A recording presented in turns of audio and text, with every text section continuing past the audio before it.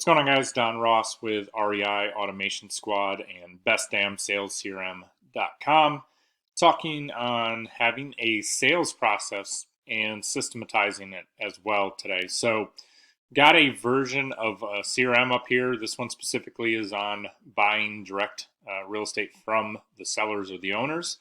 And over here on the left side, this is a Podio item or Podio app that has views, and we set these pre-filtered views up as saved views to work a sales process. You can kind of see here through the items that I have up on the screen, we have everything from brand new leads to due diligence, appointments, offers, contracts, and removing people from our list. So we need to be able to take maybe a couple thousand people typically in a CRM and be able to hone down to 50 to 100 people that are super important that we're working through on a consistent basis.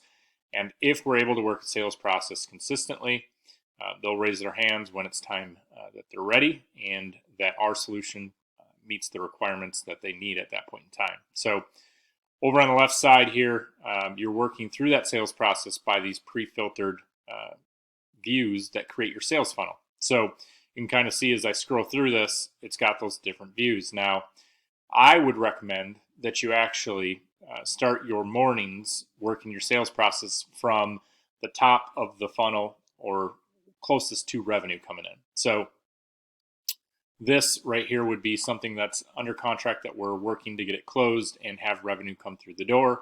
I would start with working those in the morning. The ones that we made offers and they've got to make a determination if they're going to accept our offer, if it meets what they're looking for, go to that next. And then the appointments that are coming up, go ahead and confirm those appointments, reach out to them. We're coming out, tomorrow, next day, whatever that looks like for your sales process on confirming an appointment. And then you have your general follow-ups that you're working, and ideally you break those out by which ones are the closest to revenue coming in. So we had some that were in contract that fell out of contract. We should be following up with those first. Offers that are out there that either didn't accept the offer or did not get back to us on the offer that we made. Them next, appointments that no-showed, and then just general follow-up. Work it in reverse because you're actually putting priority to those that bring in revenue. So again, you're up to new. Now, I'm going to bring up a different version. So this is another version that we have in a different platform. And this is something, again, where you can see that we have funnels and we have our sales process broken out into different categories that kind of push through our sales process. And within those, plenty of our users are using things like cold, hot, or medium, whatever that may look like, or a 1 through 5. Now, I will say if you're going to do something like that to break up these different categories, make sure that you have it well defined on documents internally for the company so that everyone is on the same page as to what a cold is, what a medium is, what is a hot, or a 1 or a 3 or a 5. Don't leave that subjective to random people just picking those categories. So, how I would look at it, I would try to keep it down to that maybe cold, medium, hot. And then if they are hot, they have to sell in the next 30 days. If they're medium, they're making a sale or having to make a determination in the next 60 to 90 days. And then anything up past 90 days is somebody that's cold. They may have a decision to make at some point, but it's way down the road. Those types of things will make it to where you can focus on a sales process and actually touch base with the people and put priority on the people that are going to bring in revenue into the company. You're not trying to reach out to a couple thousand people and putting the same priority on all, because you and your team are going to be spinning your wheels for a whole lot of time and not getting a whole lot done. And so definitely recommend having your sales process broken down.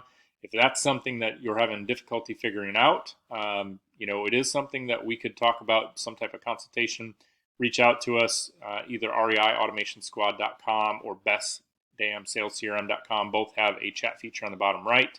We can schedule a 15-minute call and talk over maybe what that would look like to set up some type of sales process or give some input on what that might look like for your product or service that you're looking to do. This is something that you need to do for any business at this point in time. Any product or service that you're out there doing needs to have a sales process. You need to have it broken down, and you need to be able to systematize it ultimately that's going to allow you as the owner to get out of certain roles, have the right people in those roles, and let them excel and have them know what the expectation is. And so if they're meeting it, they're doing things off of what expectations and SOPs are. If they're not, then it's SOPs and numbers that are the bad guy, not you. You were told what was expected. This is how we work our system. This is our sales process, and you didn't follow. So if you have any questions, throw a comment below. Otherwise, reach out to us. See you on the next video.